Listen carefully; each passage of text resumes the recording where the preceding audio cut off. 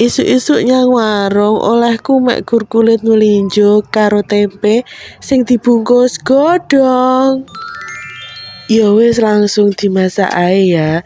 Iki tempene tak goreng bar ngono terus kulit melinjone ya tak goreng sampai garing kriuk ngono lho ya guys.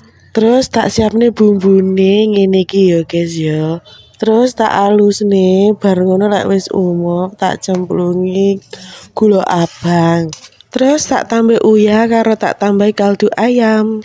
Nah, terus tak jegurne tempene dhisik bar ngono tak jegurne kulit melinjone. Terus lanjut tak tambahi kecap manis ya guys. Lah aku ki seneng sing akeh kecape. Terus dicek rasa, kurang asin opo kasinen. Taram, wis dadi guys. Oseng kulit melinjo campur tempe. Iki rasane pedes manis gurih enak pokoknya guys. Mas yo mek ngene to panggah enak. Ya wis selamat mencoba di rumah.